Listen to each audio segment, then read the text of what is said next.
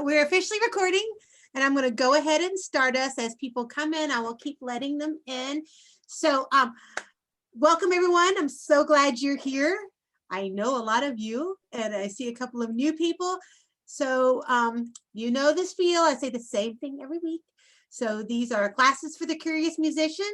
We created them for adult musicians who lost all of their fun, cool playing opportunities because of COVID, and we thought we needed some chances to get together and learn some stuff. And it also has given me an amazing opportunity to share all my favorite people with y'all.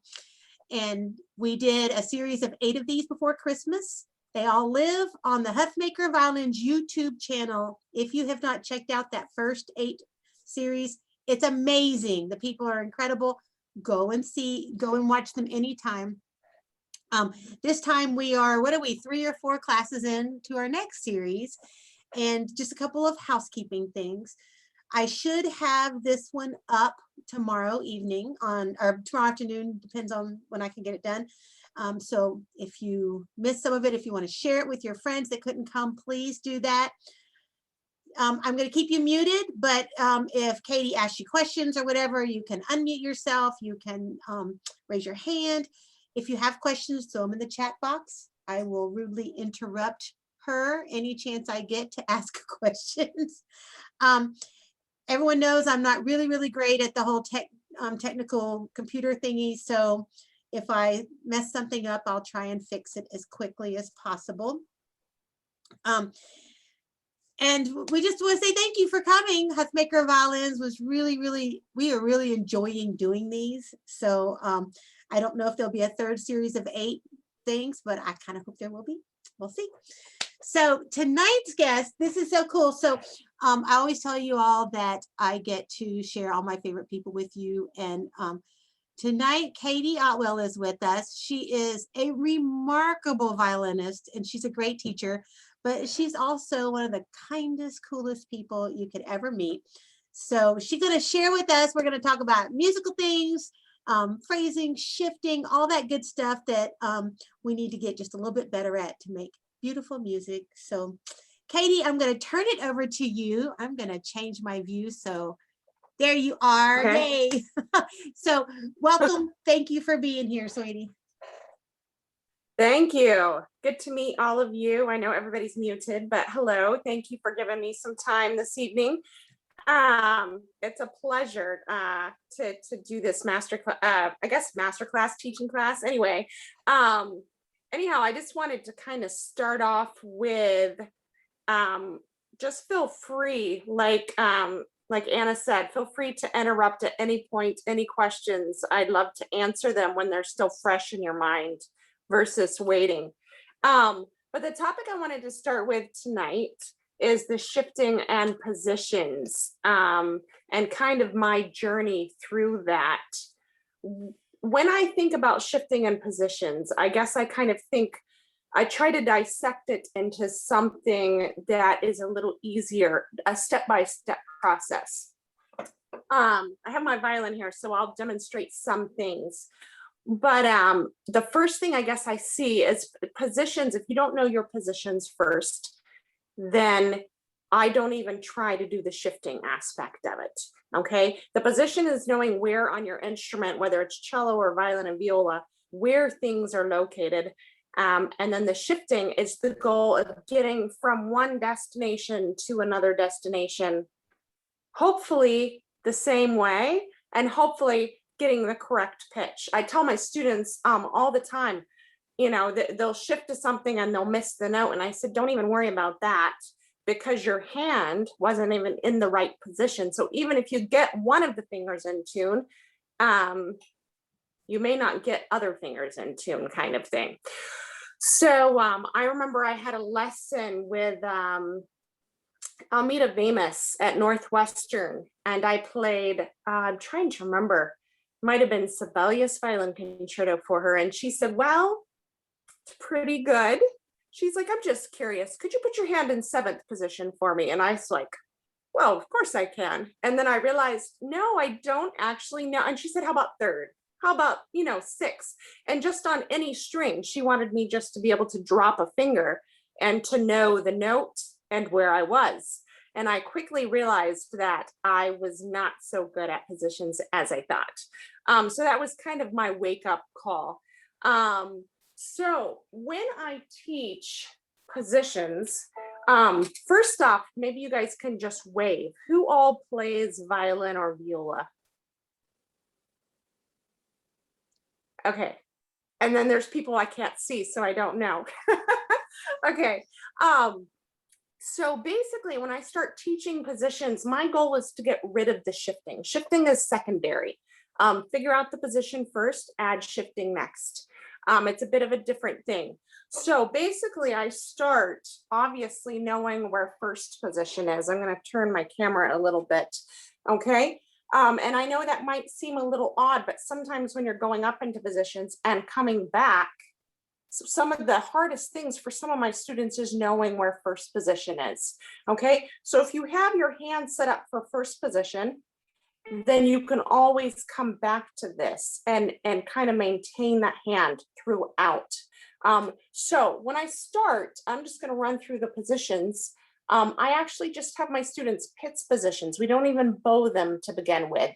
Okay, and I'll use the open string rather than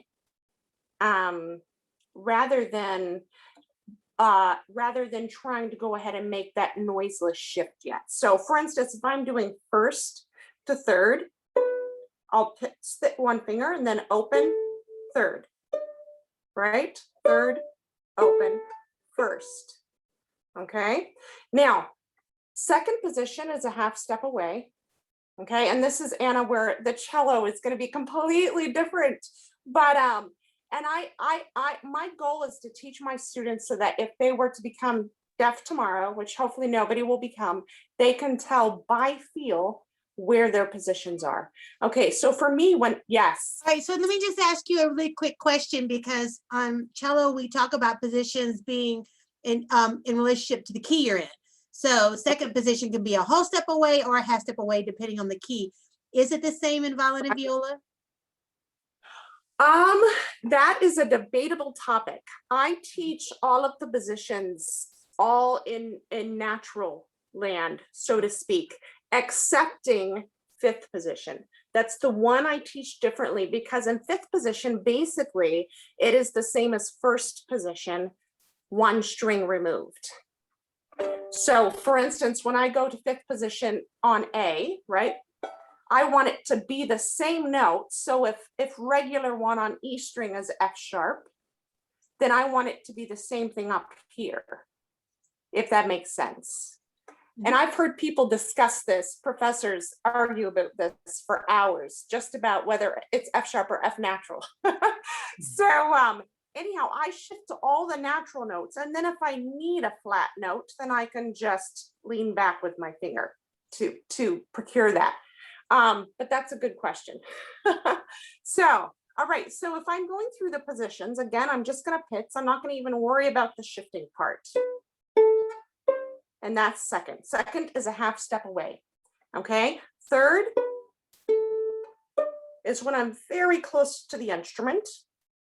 Fourth is when the whole entire side of the hand, and now everybody's different. So people have different widths of palms, different lengths of fingers, all of this good stuff, right? So when we shift to fourth position, it's when the whole hand touches. Okay, and you should probably, with most hand positions, be able to reach all of the fingers. Pinky might be a little bit hard, at which point you can just shift the elbow as needed to reach the note. Okay, so first to fifth position, I teach that the thumb comes, I don't know if everybody can see this, into the crook, but not under yet, because we don't need the room. And that's fifth position right there. Okay. Also, kind of a cheating thing. I don't know if you can see this, and every violin's different. With the purfling on the violin, I tell some of my more advanced, well, I say advanced, I teach 3-octave scales at the age of 4 to most of my students. My 5-year-old daughter plays her G major and A major 3-octave scale right now. But so I teach them, imagine the purfling is a big black tape that goes over the fingerboard. And for most people, fifth position is right where that index finger drops on the purfling, if that makes sense. Okay.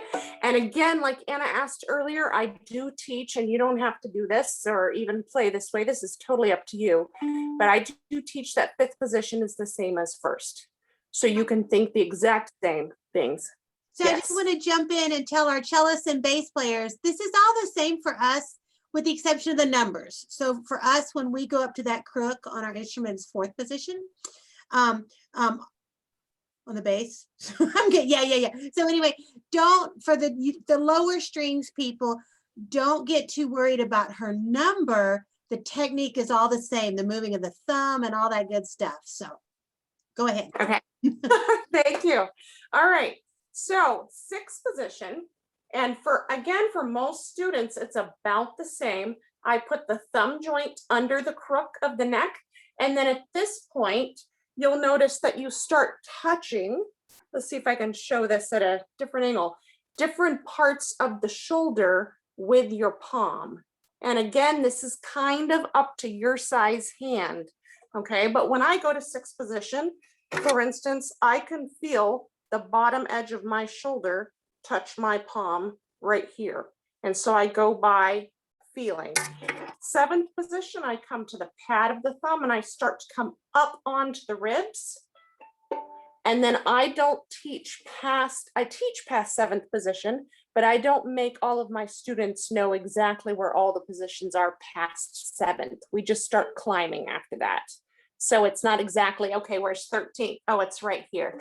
I don't do that. I'm not quite that extreme. Okay. So again, until students can just do the pitzing and learn the position and just drop the finger, that's where I start right there.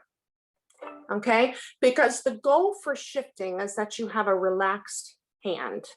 The second you tighten up the hand, then you're going to hear a heavy shift. You're going to hear a lot of things. Also, I mean, if you think about it in repertoire, anything fairly difficult, shifts are all over the place. So if every time you approach a shift, you tighten the hand or something else happens, then that's going to affect at least the next few notes. And so it's constantly a relax, shift and tense up, relax, shift and tense up, which is not a super fun way to play, if that makes sense. Okay, so once I get the pitzing that I practice first, then I'll add the bow. And something I've learned in my shifting is if I can't shift up and down, it won't work. I kind of think about this, I don't know, probably not many of you've gone rock climbing, I don't know, but a friend of mine always told me never climb up something you can't climb down. And I thought, oh, whatever. And then I climbed up something that I realized I couldn't get back down one day. And I did eventually, but it wasn't super pleasant. So I see the shifting is almost the same thing. Okay. So when I first start, I'll use the same open string technique. I'll slur up and I'll slur down. I never practice separate bows on a shift or a change of position, because the goal is to hear everything you're practicing. If you can't hear it, then you don't know if it's wrong or right, or if it could get better or worse or whatever. So I just start with that. Or if I'm going to seventh,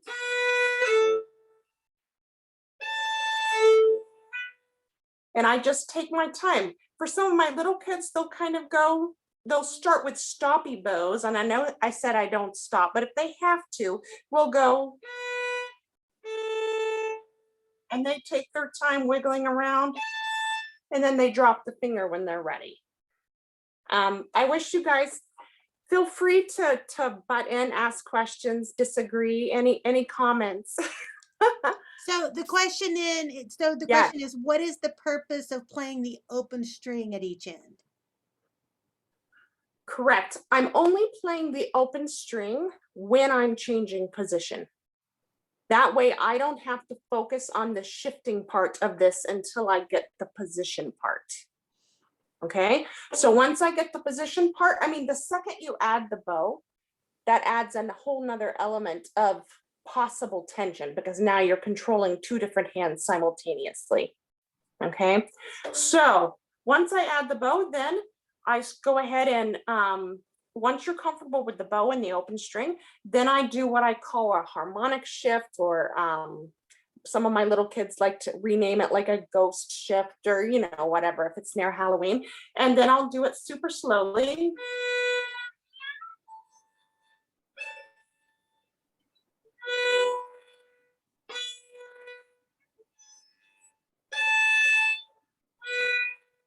And that would be an example of first to seventh position. Okay. And then you can gradually speed up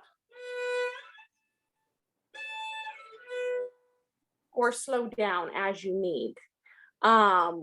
Anyway, there's a whole, it just, I think shifting in positions can never be rushed. You just have to take your time and add one layer at a time as you feel comfortable.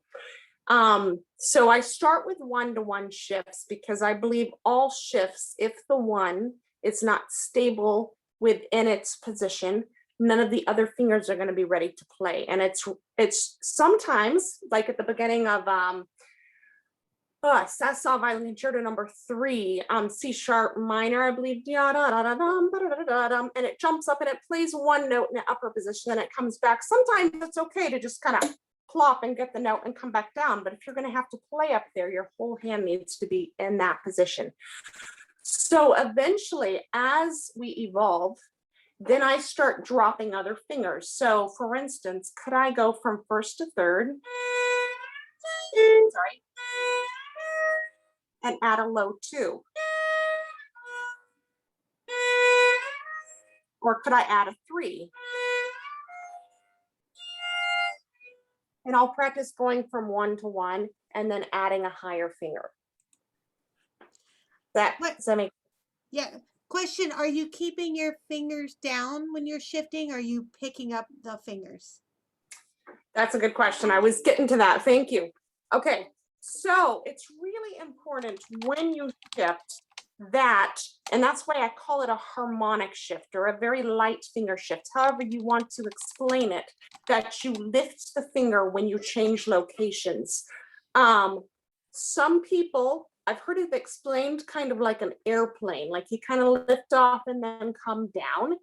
But I like to think of it more as a helicopter. You're sitting on location, you lift off, you release right at the end of the note prior to the shift.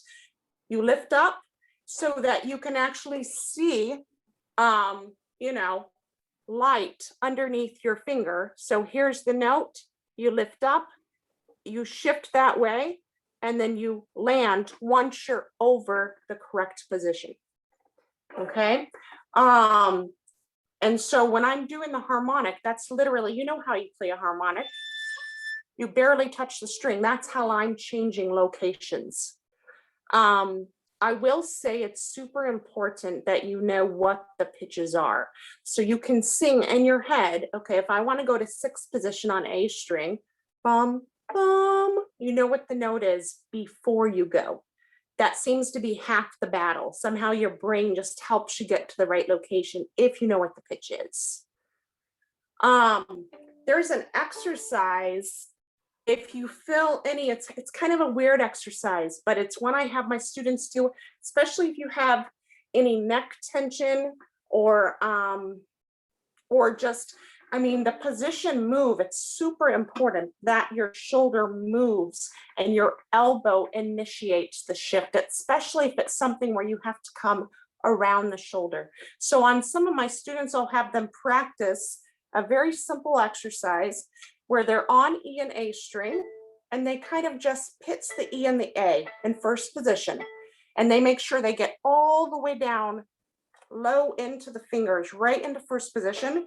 And then I have them come all the way up to who knows what position, 13th position, we'll call it 14th. And they'll pitch G and D. And And that just helps with flexibility. And we'll start with 10 pitches. So 1, 2, 3, 4, 5, 6, 7, 8, 9, 10. 1, 2, 3, 4, 5, 6, 7, 8, 9, 10. And you'll notice this trains the thumb because the thumb has to start here. It comes into the crook. And then the last place that it should really go is up onto this side of the fingerboard. I know cello goes a great deal down the fingerboard, but I think for most violinists, you really don't want to go much past the junction of the shoulder and the fingerboard here. If you get too high, then the thumb kind of gets in the way and it's going to encroach on the finger's ability to play. Okay. For us, for cellos and basses, that's when we pop up into thumb position. We actually just use it as another finger. So right. So we don't, thankfully, 4 fingers is plenty. I'm glad. I'm glad I don't have to use 5 fingers. But then eventually with the pitching exercise I suggested, again, this is so you can get full range of your elbow and really go from how low can I be in first position to way up here? Because I can't tell you how many students, if you look at the fingerboard is not exactly parallel. And so they'll shift up. And then the biggest thing, they'll come back down and all of a sudden the intonation will be sharp. The finger, if you listen to the pitch, it sounds slightly unstable. And it's because they forgot to go back down.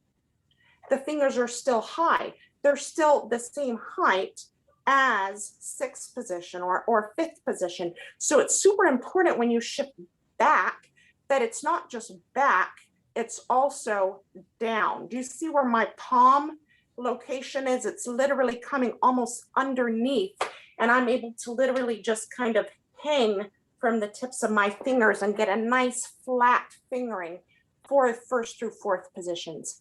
Okay, so sorry, I kind of digressed a little bit there. So if I do my pitching exercise, I'll start with 10 times, then I might go to 5 times. So 1, 2, 3, 4, 5, 1, 2, 3, 4, 5, or 3 times. 1, 2, 3, 1, 2, 3, or 1 time if they're very brave. 1, 1, 1, 1, 1, 1. And that just, it's very simple. Well, some of the little kids don't think it's very simple, but it just really helps you, especially if you're nervous with positions or tight. It just helps you kind of release your shoulder and get a lot of movement in there so you feel comfortable moving. Katie, okay. This is Dixie. I'm just fascinated with all of this, especially about teaching little ones 3-octave scales and then your shifting exercise. I think this is so freeing for a little bitty violinist. I'm just sitting here going, we should have been teaching this way for many years, because I taught little ones. I was a Suzuki teacher at Southern Methodist University, and it's freeing, don't you think? I mean, what's your theory behind teaching all this stuff to the little ones? Well, with little ones, with adults, I love to explain everything. I want them to know why, so they understand. If you don't understand why, then you won't remember it as easily to do it in the future, I feel like, especially for myself. For little ones, I try to make it as simple as possible. So when I start off with 3-octave scales, we literally will just learn the positions. Position of G, rotate the elbow, position of D, position of A. 3rd position is when you almost touch the violin. It's kind of like if you're blind and you're reaching out and touching the wall and figuring out where it is. There's 3rd. And then we come up to 6, and I teach them the same exact things. Thumb joint hides under the crook.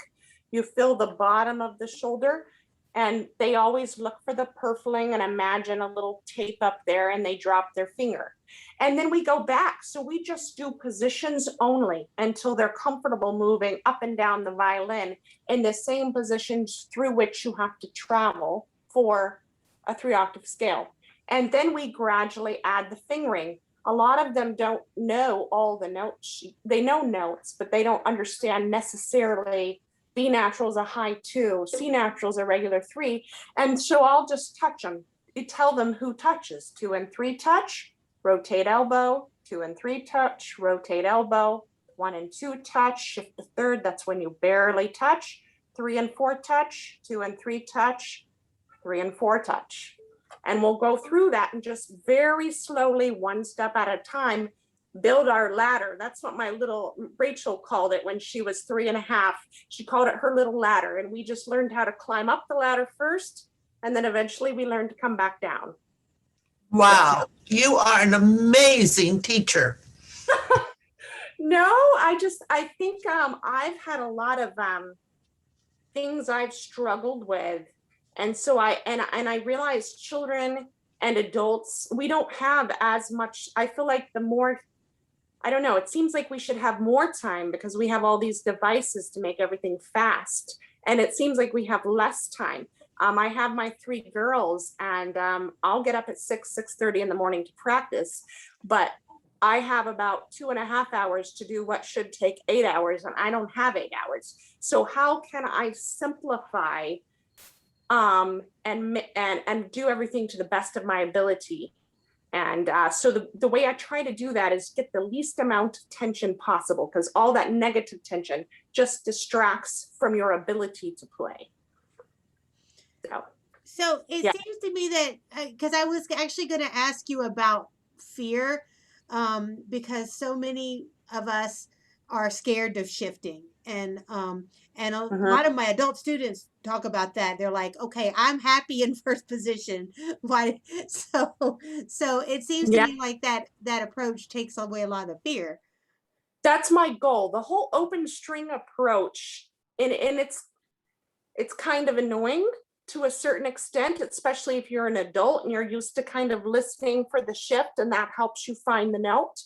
But it forces you to let go and move and drop, which is what a shift is at the very basic, versus holding on to the fingerboard and hoping that you get, that's going to slow down the shift right there.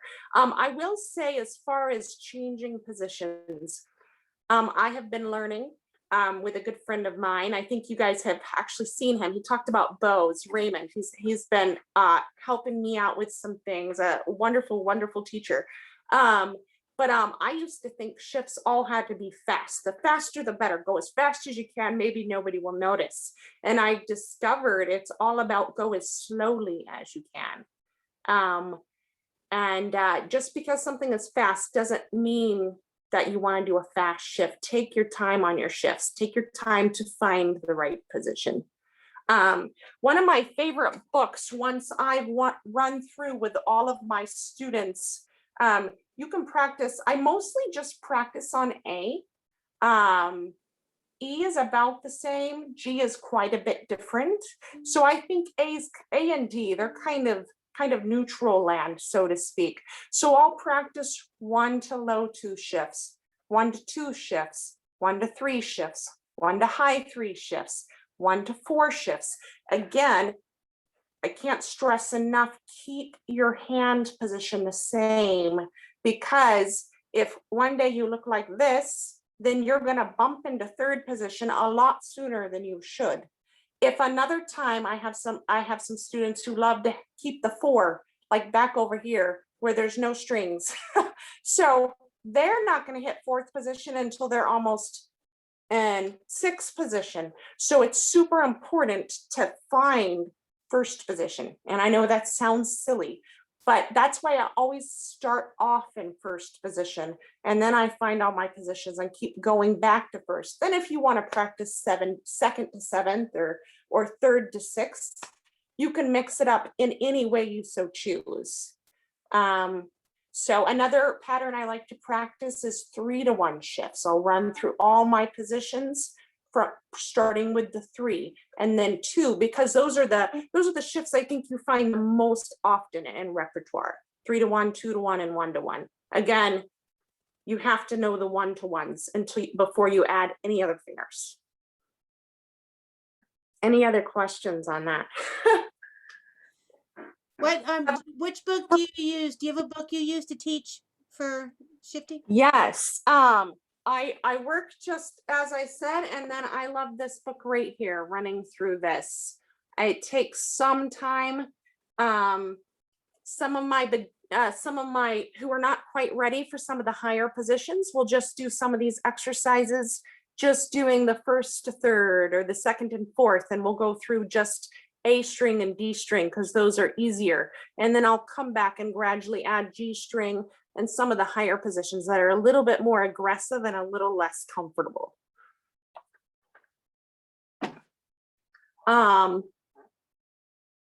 Yeah, I think that's, I'm trying to think if there was anything else I wanted to touch on.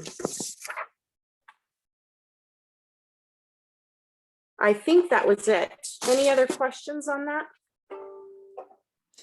I want to know, like, you talked about, you used to think your shifting always had to be fast, and then you talked about taking time.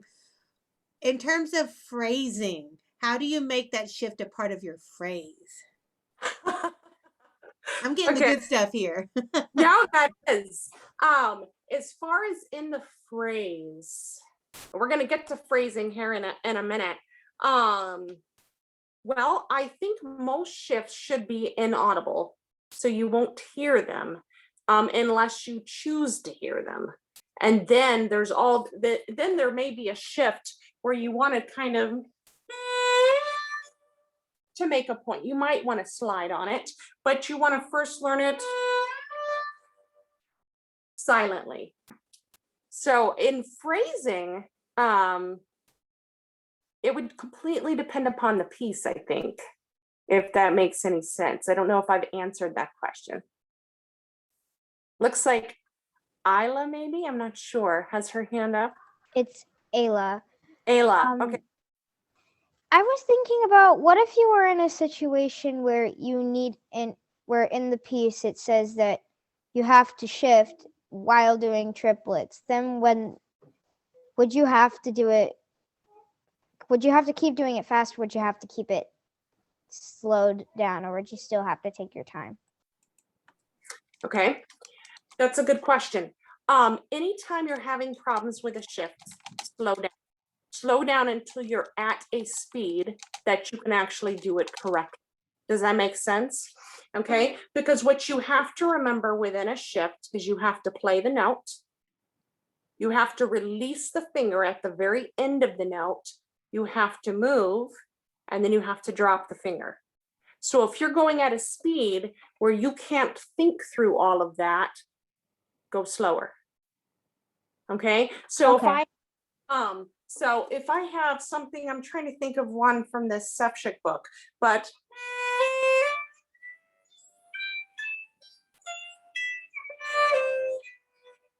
okay, if I went so fast that I wasn't able to think, then I'm going to slow down. I can even just slur to release the finger, move slowly until the side of my hand hits.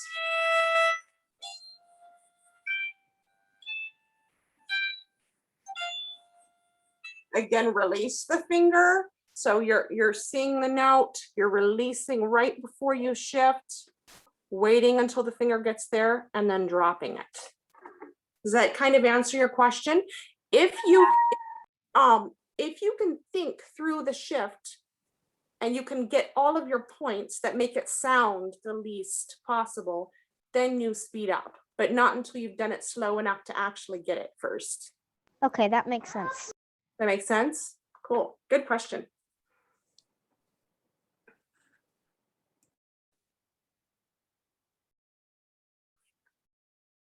Any others? I can't see people, so. I think you're good to move on. Okay, all right. Yeah, I'm used to, I'm not used to this online thing where I'm trying to see people and talk to people and all that good stuff. You're doing great. I teach private lessons online, but that's just one person. So anyway, okay, so phrasing. I was kind of scared to teach this actually. I'm a huge play from my heart, feel passionately. I don't want to be restricted. I want to play it differently every time I play. And I have to tell you, in my I've done quite a few solos with different symphonies here and there, competitions. And one thing, while I love to play the music, and that's the reason I play violin, is because I love music. And violin just happens to be the instrument my mother said thou shalt play. So that's what I play. I actually liked cello. No offense to any violinist. That's what I wanted to do growing up, but I was too scared to ask. And of course, now I love my violin and I wouldn't change. Although one day I might learn cello. I think I might have to one day. But I learned that if you don't plan out a performance exactly, accidents happen. I remember one of my first recitals, I was 4 and I was playing either Twinkle or Lightly Row. And I got lost halfway through and I had to sit down and just be done because I couldn't remember the rest of the piece. And so ever since then, even as an adult, I've discovered that there's times when random weird things happen that I didn't plan on happening, and it kind of scares me. And so I've learned that I have to kind of plan things ahead of time. I was reading a quote by Isaac Stern that really impacted me because I have a tendency to doubt myself, to kind of second guess what my plan was for a piece. And he said, it takes a very peculiar combination of humility and arrogance. You need arrogance to believe in ideas of your own, and humility enough to know you will never find the final answer. So everybody has their side of the coin they need to work on. Some of us maybe need a little bit extra humility, and others of us need a little bit more arrogance. I tend to need the more arrogance. I'm really good at people telling me what to do, and I try really, really hard to do it. One of my teachers told me once, he's like, you are possibly the best student I've ever met. And he said, that is one of the most frustrating things I have ever done, because you just wait until I tell you what to do, and then you do exactly what I said, and it's obnoxious. I said, oh no. Okay, so anyhow, but phrasing, going back to phrasing, it's a very intimate thing. You can draw on your past experiences, difficulties, tribulations, trials, joys, happiness. You know, it's kind of a wonderful thing to be able to share within one piece, possibly your whole life. Sometimes it's even within a few measures. You know, you have a few different impactful moments that you're putting into your music. So some things to think about. And again, you kind of have to figure out what works best for you, unless it's Mozart or certain composers where certain things are expected. But I would say when I'm going to do phrasing, the first thing I want to know is, what composer am I playing? You know, what time period is this? Do you have to act like you sound like you have a Baroque bow? If you don't, no, you don't. I'm not one of those people that says you have to play Baroque music and sound like you have a Baroque bow. I'm not saying that. But then it helps to know what keys you're playing, what the structure of the piece is. Is it a rondo? Is it some kind of dance? Like I'm going through Bach's sonatas right now, and partitas, and different ones have different titles. So one of the first things I'll do when I'm about to learn a piece and try to work on phrasing is I'll look at different recordings of people, good people, and not just anybody, but you know, some of the good artists, and I'll see what they do. I'll sit with my music and just go through, and I'll even I'll make photocopies of my music. That's something I highly recommend.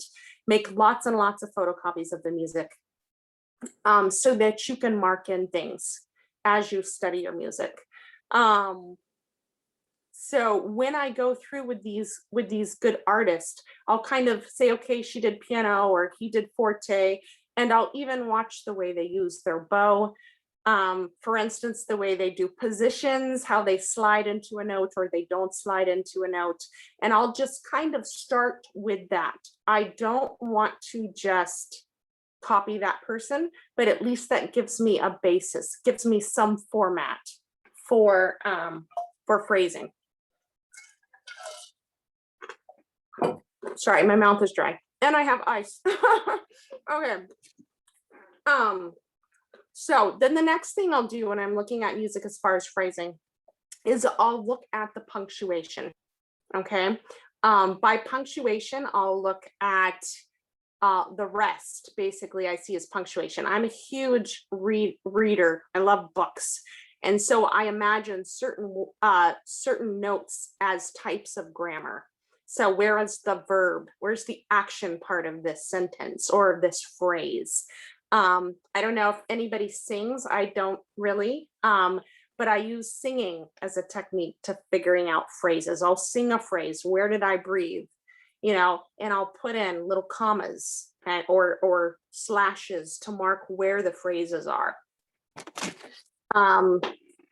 So I wish I almost did this ahead of time, but with the mini photocopies of the music, I'll literally write in arrows and dynamics. I just mark up all of the music and I figure out exactly the same way as if you were planning a trip to go, you know, to somewhere, who knows, out west, I guess, a different direction from here.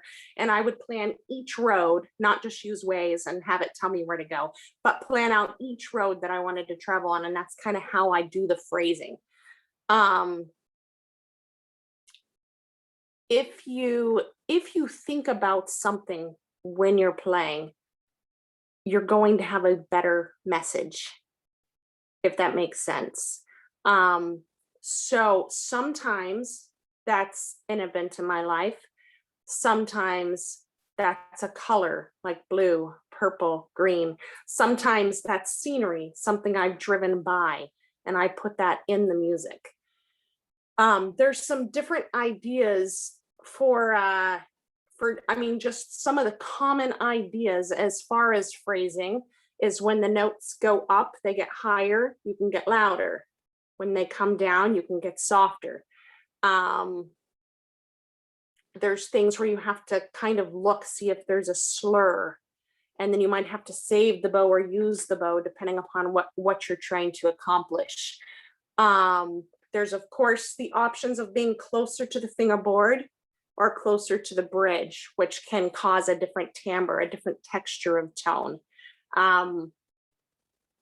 Let's see.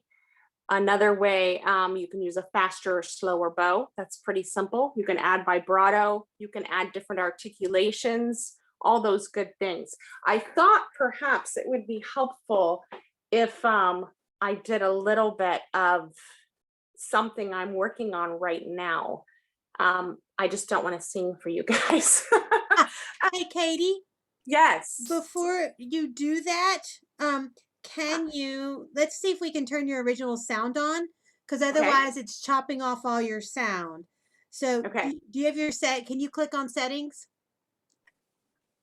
This is everybody's 15-second breather break while we do this. Yeah. If you click settings, click meetings. Do you have a place to do that? I have meeting settings. Okay, click that. And it says you should be able to scroll down to original sound and turn it on. I had to Google it, so. Oh, I'm sorry. No, that's fine. It's. Yeah, hold on. And if anybody in the call knows how to do this, she's on an iPad, then feel free to unmute yourself and throw us some helpful hints. You know, I have something on the right that's popping up that says switch to. I'm unmuted, and under more on your right upper thing where it Yes. says more, hit Yes. that and see the third thing down says enable original sound. Raise hand, chat. I have enable. hand. See, I don't have any enable original sound on mine. That's where I'm missing it. So you're under more Yes, ma'am. and you don't, so you may not have the latest version of Zoom. Oh, I see. Oh, that's sad. But it's something to think about. But I don't know where else it would be if it's not there. I have disconnect audio, which obviously I don't want to do. That's at the very bottom for me. Yes. It's raise hand, chat, enable original sound. And that's the option I do not have. There you go. If Sorry, I'm remuting. Okay, Okay. and we'll just go ahead and try it, and everybody understands that when we don't hear the end of your note, it's not because you're not playing it, but before you jump in though and play, Ayla, I'm sorry, did I pronounce it correctly? yes, you did. Okay. It's from a book. Okay, I love your name. Ayla was asking about, you want to ask her yourself, sweetie? Yeah. I know vibrato. I know vibratos in singing, but in violin, I'm pretty sure I have a decent idea of what it is, but I'm not sure really what it is, and I'm not quite sure how you do it on the violin because I've tried, but I couldn't. Yeah, that's wow, that's a lengthy I could give you lots of ways to practice vibrato. And actually, can I just tell you that I think it's in 2 weeks. We're having a session only on vibrato. So Ayla, you should definitely come see that one. But go ahead, sorry. Okay, so with vibrato, what I'm talking about is just the slight alteration of pitch where you're constantly moving your hand or your arm. Some people teach a wrist vibrato, so your teacher might teach you something different. And I don't know what's being taught in 2 weeks either, but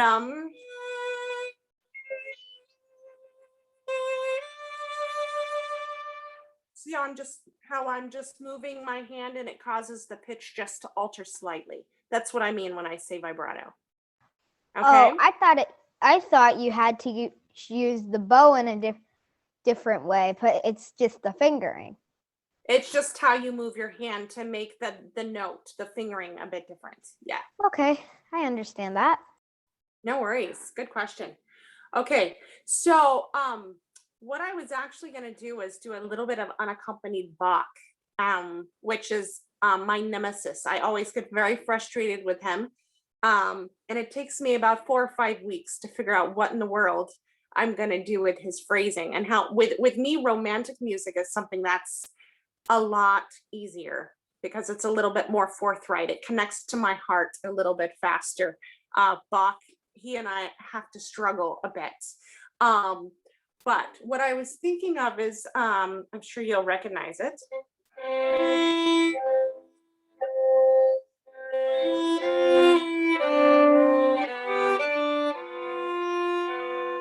Right? Okay. So there's 2 lines there. There's the basso, right? And then there's the melody, right? Okay. So here, let me grab my music here.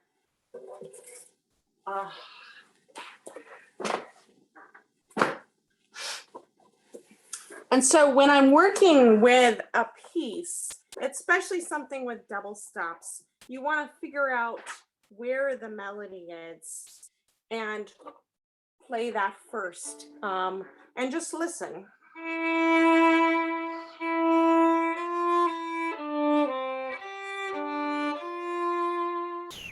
And that's the first stopping place. You can kind of see the notes a little bit longer. And so I could start loud and get less.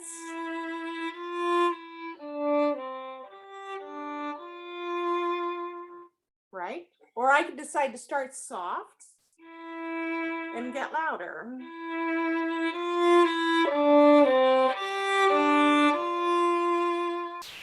Okay. Now, if I'm thinking Bach, I could use vibrato, right? And I suppose I could decide I want to be, there's people who play Bach very aggressively. And so I could add a much faster vibrato.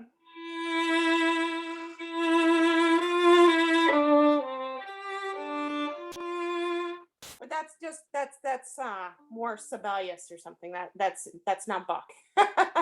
Okay, so I'm gonna play that phrase over and over until I get it in my ear exactly what I want. Okay.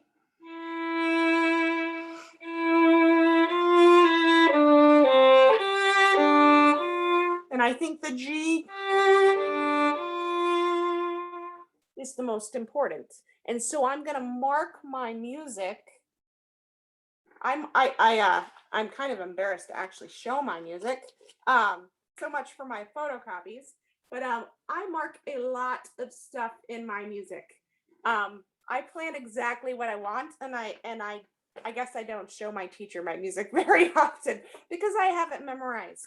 Okay, but then with the bass line, again, because this is double stops, even the bass line you have to decide what you want to do with. So you could make it longer, or you could make it short, or it could start short and get longer, depending upon what you're trying to do. And then the fun part with this movement is the fact that you have to play two instruments at once, basically. Not really, but two vocal lines, right? So what I'm going to do is really focus on the upper line.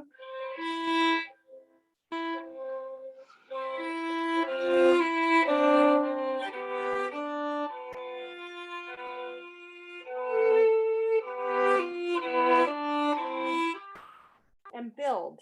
And the good part is this repeats. So all of the information I decide to do the first time, I get to change the second time. So when you're doing phrasing, I think the biggest thing is take your time. And again, kind of what I said on the positions, go slowly. Don't rush it. And realize that you don't have to do the same way the same time.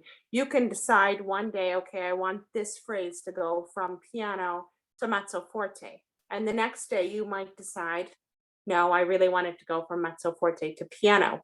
Not that there aren't certain ways to do things, again, with certain composers, but this is something that can be very intimate and very specific to you.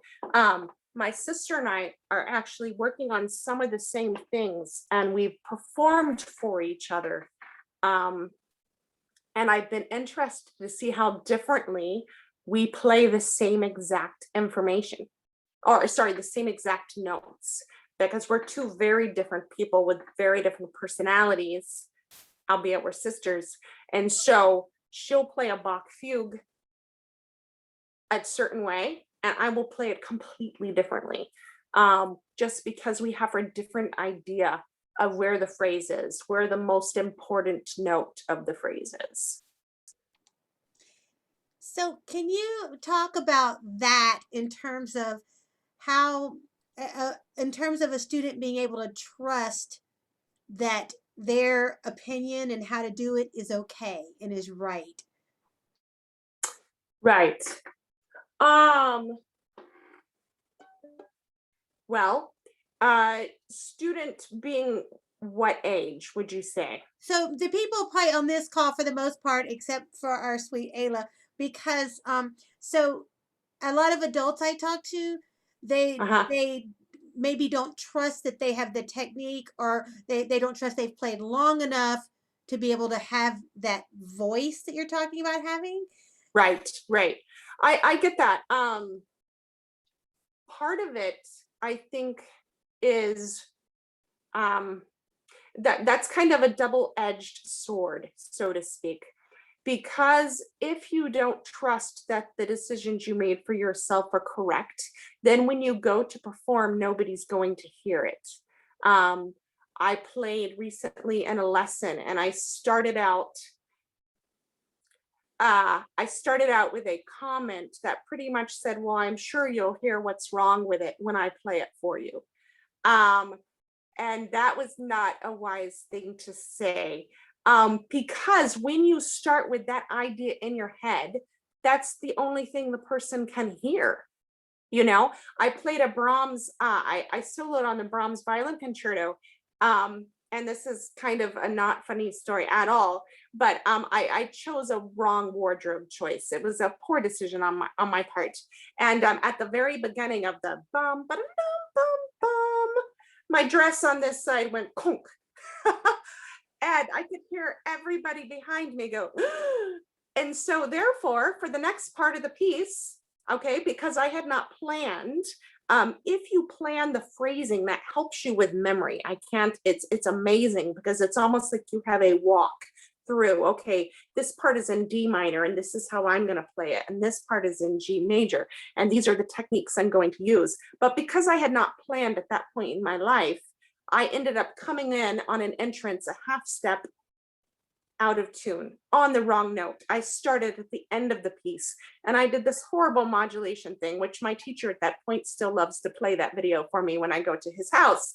And at a certain point, I thought, you know what?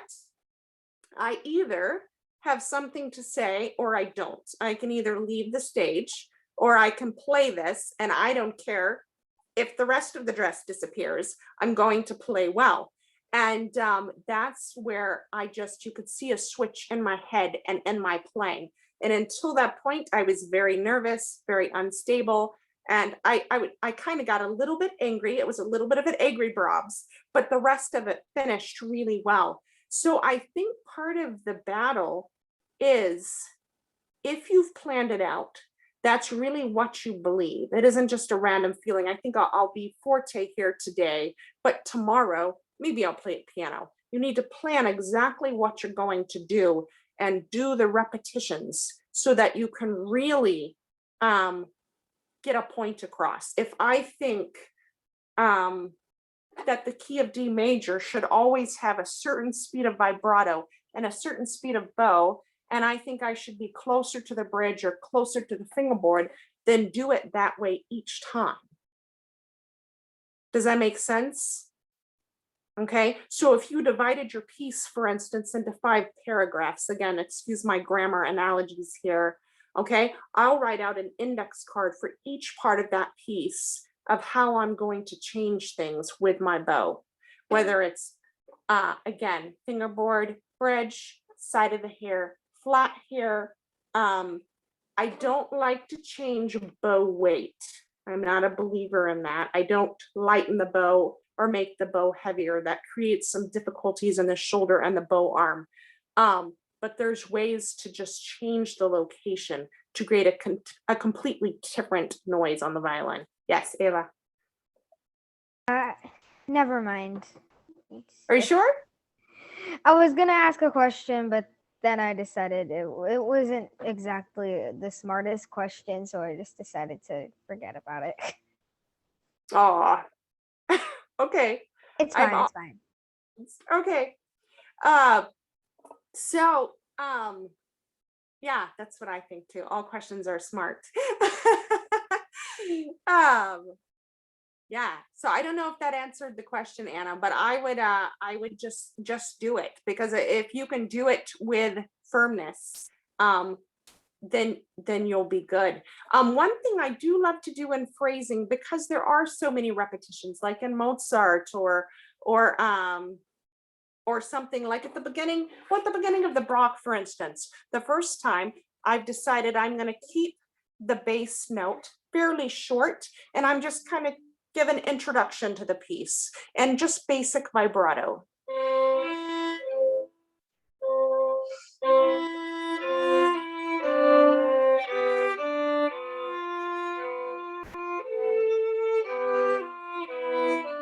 Just kind of like a basic memory. I'm walking down memory lane. You know, I remember those beautiful trees with the moss that I saw hanging on them, for instance, in Savannah. Okay. But for some reason, when it comes back the second time, for me, for other people, it might be louder the second time. That may be your choice, so do it.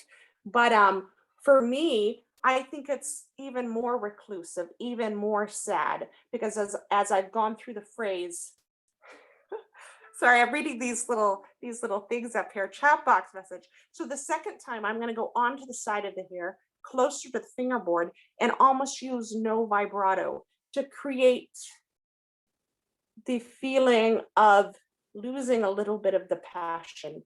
And then I can bring it back and build it through the rest of the movement.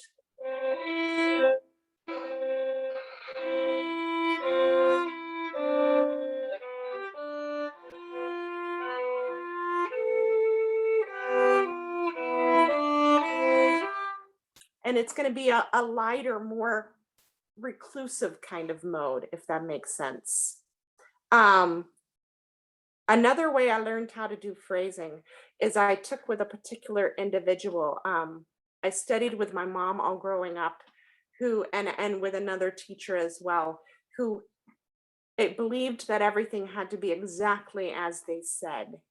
And I was younger, and so I wanted to do exactly what they said. But then I got to college and I had a professor who would tell me nothing. Every lesson I went into, he said, "That sounds great. Why don't you try something different?" And that scared me. I was terrified. I was like, why don't you just tell me exactly what I'm supposed to do and I'll do it? And I learned that phrasing is really hard work. You know, it takes a long time. And so that was the first year in my life where I really had to figure out, wow, this is my job. I'm the artist. You know, I'm not just having people pay me and tell me what they want me to paint, but I get to say what I want to say. So I think, yeah, everybody has a different story and a different feeling and a different emotion and a different background. And so it's a really neat thing as a musician and as an artist to be able to use your voice, nobody else's, and be slightly different. The thing I said about the recordings earlier, there's the type of people that have their own ideas and don't really want to copy what the recordings do anyhow. I'm the person that kind of says, oh, Oistrakh, that's great. I'll do what he did. It'll be good.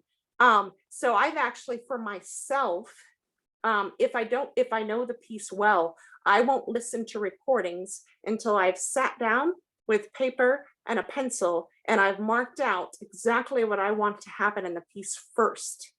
And then for me, getting to listen to the recording,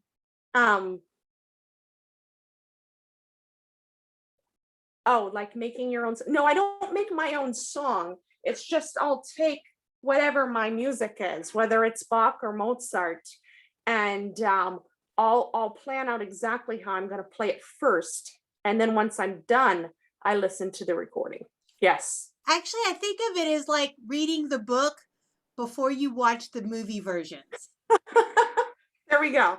Yeah, that's a good thing. But if you're starting a song that you have absolutely no idea what to do with, sometimes I'll listen to just a couple recordings right at the beginning to be like, okay, and then sometimes, especially if you feel uncertain that maybe you've made some unwise choices, it's very interesting if you'll go through first before the recording, then you can go back and listen to recording and say, oh, I did exactly the same thing as that person. I must be doing okay. And so it's a way to kind of clap yourself on the back and say, hey, pretty decent job here. So anyway. I just want to thank you because your whole process of planning out everything you're doing musically, I never heard that. I have 2 degrees in performance. I never heard that. I was always taught you're just supposed to intuit it, think it, like the Music Man, the think method, and it will come out of you. And it's not that easy. And I love your idea. And it sounds to me like you're layering. You're layering bow here and vibrato here and and you said you're writing it actually down on index cards. Yes. I'm totally stealing that from my students. Yeah, just because, and again, because you may have an introduction to a piece and then you have it come back later and you don't want it to sound the same. So there's times when I'll take an introduction, I'll play it this way and say, okay, come back later, and I'll put them back to back. And so I'll make sure, especially if it's like a rondo where you play it 5 or 6 different times and you want to do something slightly different. Well, you use that little intro, that 5 measures, and you play it 5 different times back to back. Record yourself. I hate recording myself. It's the thing I hate the most. There's solos with symphonies I've not even listened to still, much to my, I should have, but I don't like to listen to myself. But that is the best way to make sure if you did what you think you did, to help you be honest with yourself. And then here's the thing, and this is something I struggle with too. If you did what you think you did, good. Be excited about it. Give yourself some credit, because I'm very good at being negative. Oh, I lost bow control there. Oh, my vibrato didn't connect from note 3 to 4. I got nervous and forgot the shift. I didn't plan the shift correctly. I should have crossed strings sooner. I didn't move my elbow before the shift. I should have lifted my violin on the shift. You know, there's so many things to be negative about, but you have to find the positive things and then say, okay, the next time I play this, I'm going to focus on one or two things and I'm going to get those better. And once you get those and you get them 5, 6, 7, 8, 9 times, okay, what other thing can I add? And it's very much like building a house. You don't put the ceiling on first, you know, or you can try, but it doesn't work so well. So. Yep. I'm pretty sure that's impossible to build a house with while making the roof first. I know, it pretty much is. Hey, So. Katie, just to Yeah. jump in a little aside, earlier, Jeannie Melton had asked what kind of shoulder rest you're using. Oh, yes, this is my new baby. It is a Parastro cork for rest. It's a wooden, very, very light rest. You can actually bend it. But it attaches to the violin without squashing the vibrations of the wood. And it actually resonates with the violin versus counteracting it. There's a lot of things if you put on your instrument that can actually restrict movement. If, for instance, I had a Bond Musica shoulder rest that I still use with a lot of students. It's very supportive. It's very malleable. It can fit to the body, but it looks like a tall rest. You can change the height dramatically. Actually, I'm pretty tall, so mine is a bit taller than other people. But this one seems to not, it's kind of like if you've ever ridden a horse and you not riding properly, and so when the horse is going fast, you're kind of just banging up and down. That's the same thing that a shoulder rest can do to the violin. If it's not snugly on properly and helping resonate, it can actually clash with the vibrations and reduce your tone quality. So anyway. Does anyone else have any questions? If you do, throw them in the chat box, or like I said, you can unmute yourself and throw them at Katie. Katie, while we're seeing if there's any other questions, I was supposed to ask you at the beginning, do you still have openings for private lessons or for coachings if anyone here wants to contact you at some point and do a session with you? Absolutely. Yeah, I'd love that. I love working with people who want to, I mean, that's what I do on a daily basis is how can I get this technique better? And I love working with people because it doesn't matter the age or everybody has something to offer. I can't tell you how many times just last week I learned something from a student. She didn't mean exactly to teach me, but because I was able to work with her, I was like, oh, wow, you know, that's what you do. Okay. And kind of apply that to myself. So absolutely. I've taught a bunch of, my mom's kind of specialty is taking people who have played for many, many years, including some of the ASO members and stuff, who have come to her, kind of just been restructured. How can we play so that it fits your body and your body type better, instead of just being rules that you have to live by, to try to make everything as easy as possible is the goal. So. Well, speaking of that, if you have somebody that's been doing something a certain way for a long time, do you have any tips and tricks for like rewiring? Because that's hard. It is hard. I used to play very much kind of like this with my bow hold. I didn't have a lot of flexibility. I had a pinky that did this most of the time. Anytime I wasn't using it, it came way back here. And I've learned it's just because of how my hand was. You know, I had my wrist too much like this, which meant my pinky can't go up and down. I also have a trigger pinky, so it kind of gets stuck. Okay, so I've had to discover what is the best straightness, if you will, which is not a word, for my wrist, so that my fingers can go up and down with as minimal effort as possible and more accurately. So then somebody asked, so how many years did you study with your mom? That's from the age of 3 until the age of 16. And she and I've traveled to Texas and I can't even remember, a lot of different places for different workshops for teaching and just kind of rebuilding. It's just a patient process though. You have to be patient with yourself and kind and loving and listen.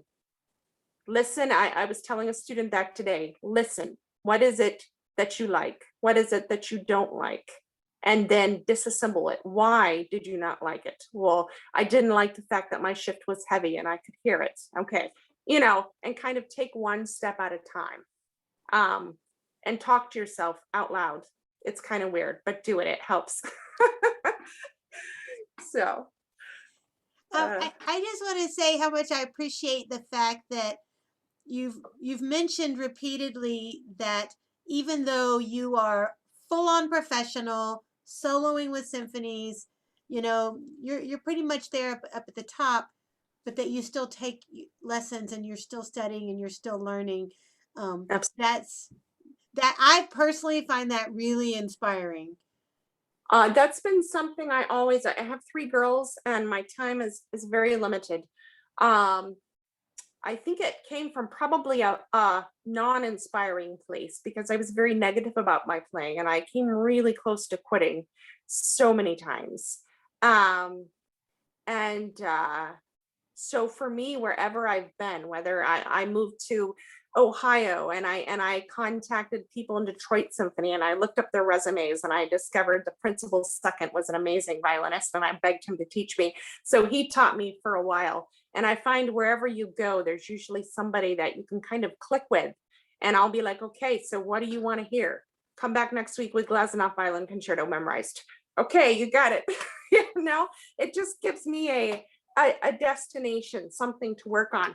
And with all my teachers that I've taken with, I can tell you what everybody has something, everybody has many things they're good at, but almost every teacher has something they're really special on. And you can kind of take that special thing and add it to your dictionary of knowledge. Like Mrs. Vamus was shifting in positions. Bill Prusel was how to tone project, like through the walls, through the ceiling, how to get everything out. My dear Mr. Raymond is there's so many things he's helped me with, and things my mom's helped me with. I mean, with every teacher there's been something special. Donald Weilerstein was very much about pivoting and helping get the pinky down, and having aliveness in each finger. So that's just been something super special to me to be able to do. So last but not least, my last question, Yeah. how do you make peace with 3 teachers who tell you 3 different ways to do something?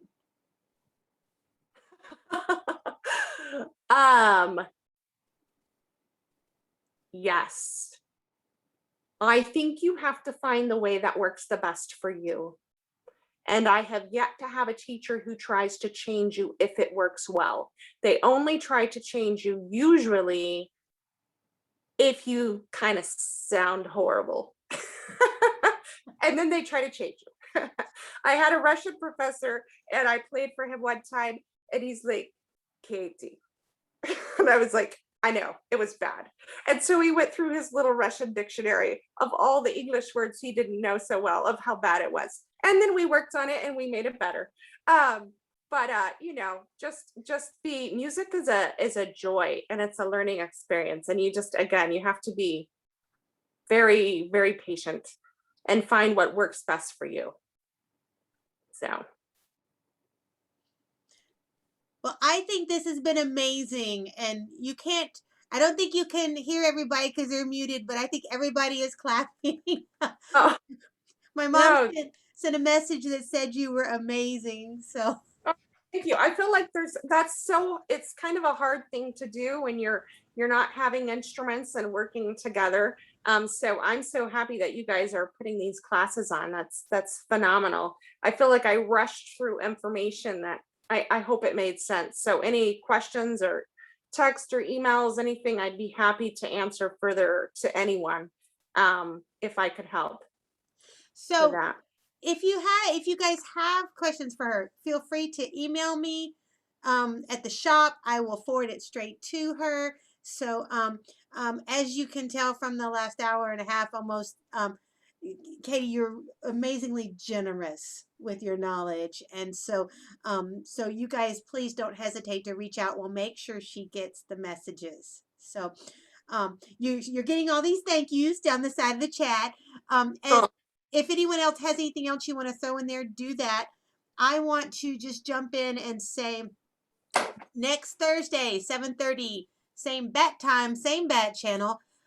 We are doing Back to Basics, or the Beauty of Basics. And it is, I think that's what we're doing next Thursday. Do I have this right? All right, let me check, everybody. Yeah, my friend Eric Roberto Salazar. He is a freelance professional musician in New York City, and he's super cool. And he's gonna talk about the basics of shifting and scales and all that kind of stuff, and give you, in his words, some skills and technique to burn. He's a lot of fun, so you'll enjoy him. And if we're lucky, we'll get to see his cute little sweet dog Ricky, who's about this big. So I think that's all I have for the evening. Linda says thank you. She learned so much about phrasing. So yay. All right. If you guys don't have the links for the next few classes, Huffmaker Violin's Facebook page on the events. If you're too young and cool for Facebook, Ayla, I'm talking to you.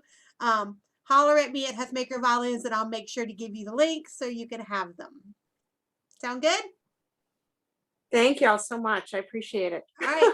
Thank you all. I'm going to stop the recording and I'll see you guys next week.